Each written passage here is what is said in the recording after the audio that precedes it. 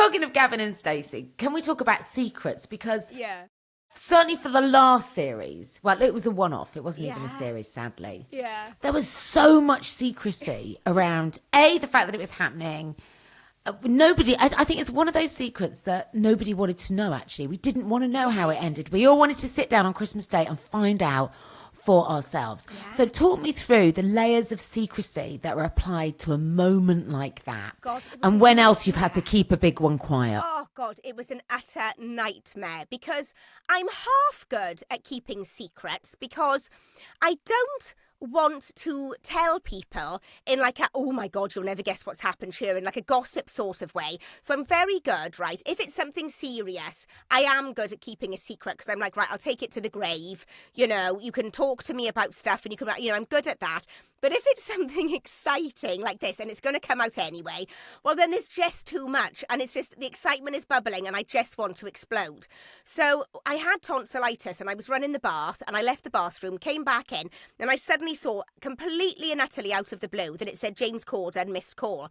And in that moment, I thought, oh, my God, it's happening. It's happening. Because although we all stay in touch with each other, I mean, you know, there were just moments like with the other, you know, one that we did in 2018. We hadn't like talked about, you know, another special, nothing at all. And then all of a sudden there was a message from Ruth and I just thought, oh my God, it's happening. It's happening. So with this one, I was like, oh my God, I can't believe it. I can't believe it because they never tell you. They never give you a warning. They just drop it on you. So the excitement, oh my God, yeah. But I'd always thought there's going to be a finale. There's got to, because I was the same as all of the audience. Like, oh my God, does Smithy say yes? They can't leave it like that. What's going to happen? And all these years, I've always wondered, you know, what's going on with them. And then to finally see a message from James, I just thought, oh my God, I'm going to find out. I'm going to read the script. This is going to be brilliant. And so then I phoned and chatted to him. And then the whole process then, before we started filming, was about a year. And he said to work out everybody's different, you know, to work out the contracts, to work out everybody's availability. Availability, yeah, nightmare. His play. It was just like, you know, so everything kept getting pushed back again and again. Then we were supposed to be filming in the April, and then we didn't start filming until I think it was the end of September, beginning of October-ish sort of, you know, like round about that time we started filming. So it was practically a whole year that I had to keep a secret. And so, oh my God, that's so hard, Jo. Yeah, and we didn't get the script until quite towards the end, which was good. But yeah, for a whole year, and then inklings started coming out. They were like, oh my God, we've heard there's going to be a Gavin and Stacey special. And then they said to us, you know, don't breathe a word. And that was quite easy to deny it because we hadn't got a script and we weren't all booked in. So it was easy to go, well, to be honest, I've no idea. I've not seen a script. I've not been booked for anything. So, you know, I don't know. I know as much as anybody else. So that was kind of easy.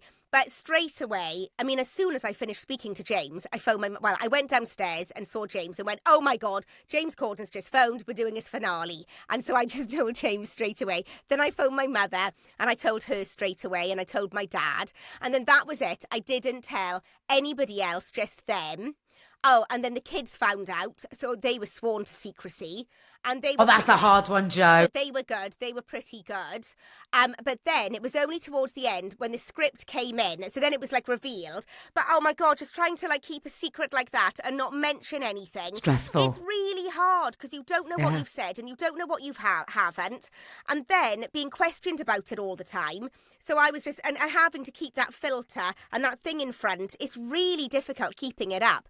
But then as soon as the script arrived, I remember it coming and I was in the service station and I went and sat in the car park and I was so excited. Started turning the pages over and reading it, and then as soon as I saw that Sonia was in it, I was like, oh my God, and was phoning Ruth all the way through. Then, as soon as Dave Coaches came down the stairs, and it turned out that he was my mother's flipping boyfriend, I was like, oh my God.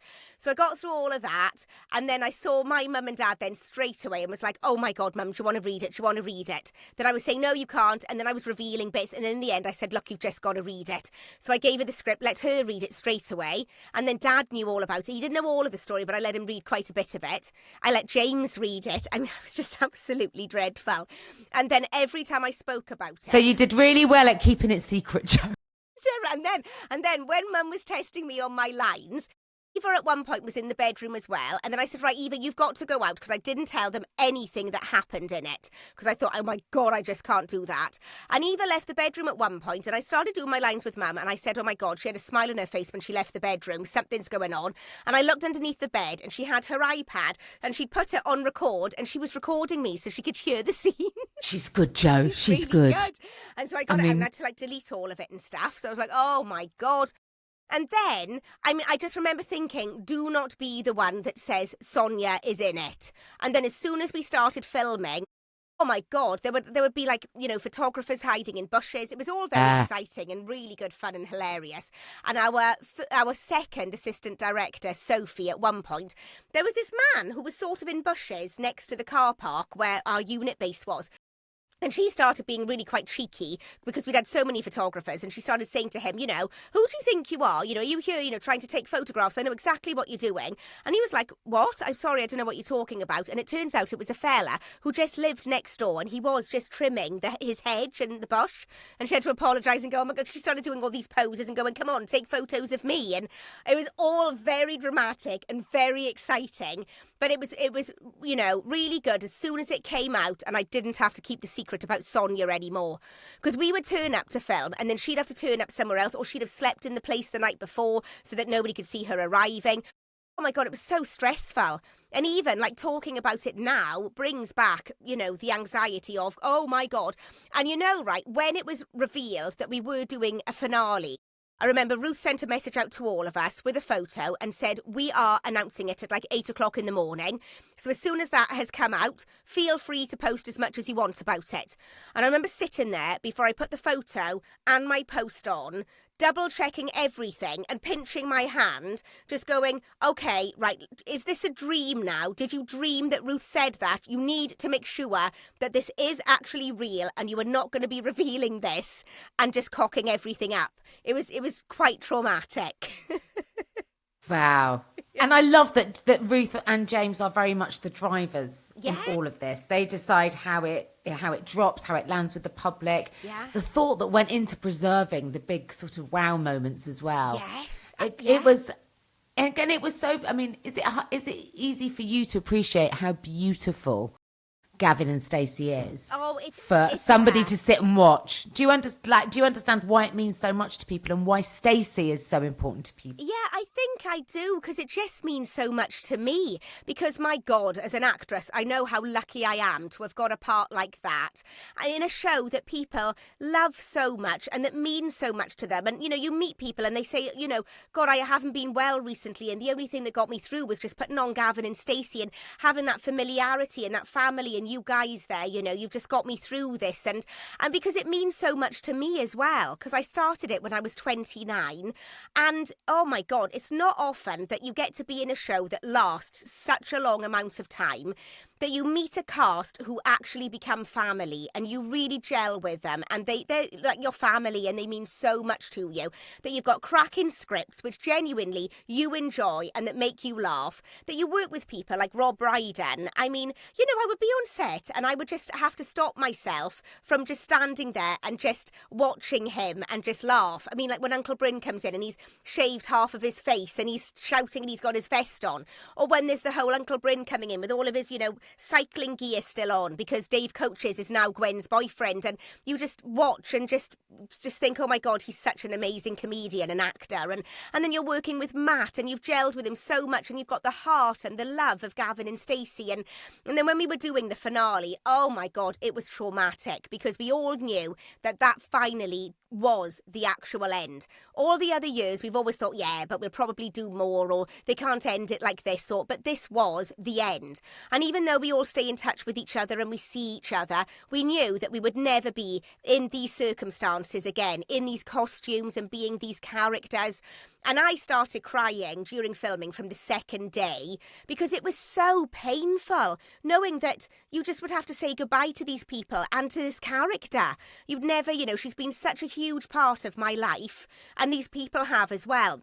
And it's been all the way through, like growing up. I was 29 and now I'm 48 and I've completely changed as a person. And that's been there sort of like all the way through. And I mean, yeah, from the second day, it was like, oh my God, that's a wrap on Stacey and Nessa in the slots. I'm not going to be coming back here to film that again. And amongst all of the huge laughter and corpsing and really, really good fun and nights in the hotel where we would just sit and talk over our food and our drinks and just reminisce, there was just like so much laughter. But oh my God, every day I think I would cry. And then the last day has got to, I think, be one of the most traumatic filming days I've ever had. And when I was originally reading the script, it was all written that loads of the end would be improvised and we'd be singing karaoke and dancing and celebrating Smithy and Nessa's wedding. And played over all of that would be our theme tune. And then it would finish with us all frozen with the lines, tell me tomorrow, I'll wait by the window for you. And I remember thinking, I'm not going to be able to film that. I'm just going to be in just a complete and utter mess.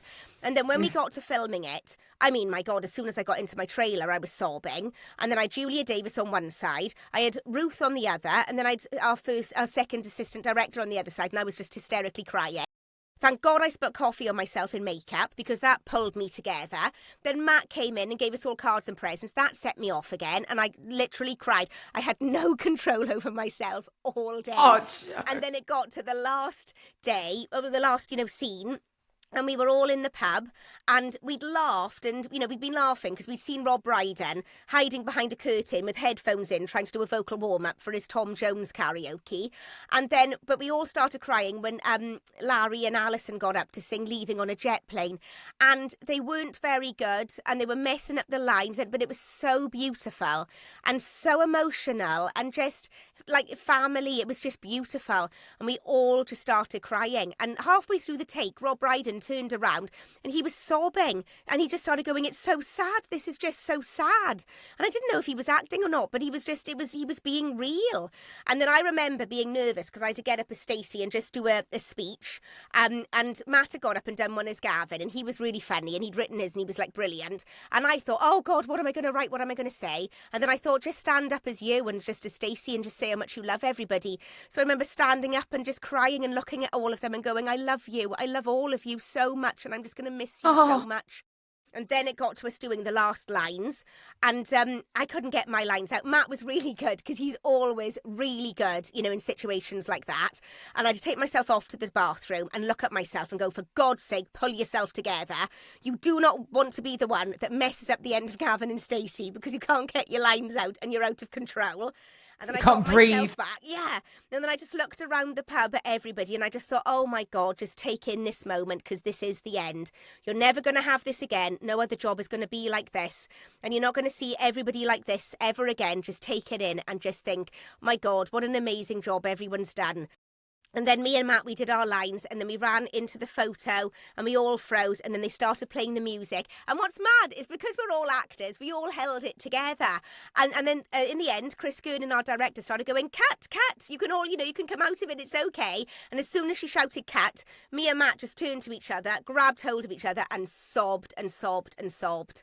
And then I got so drunk in the wrap party. I mean, I was paralytic and Ruth and Chris Gernon, our director, really had to look after me because, I mean, I was just a wreck. I mean, it was just so emotional, so drunk. The next morning, Mel, who plays Gwen, my mum, right, she had to come into the hotel room. It was 1:00 in the afternoon.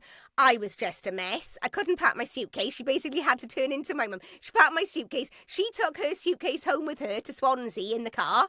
And then I couldn't even get on the train. I was such a mess and I was so hungover that I had to get phone for a car to come and pick me up. And then I got in the car and got dropped back home. And I walked through the door and the kids were all jumping on me going, Mummy, Mummy. And James looked at me and he went, oh my God, you look absolutely awful. And I went, oh, I feel it. I feel awful. And then I cuddled all the kids and I think I just got some food and went to bed. It was like really traumatic. And now when I hear our theme tune, it does make me feel like it makes me start crying and I have to sort of like not listen to it or not look at it or anything. And but this Christmas just gone, I managed to watch like half of it without crying and I did enjoy just watching it when it was on this, last Christmas just gone. And that was nice. So I can watch it and I can be okay. But it's just the music that gets to me, just the theme tune, and that just makes me cry.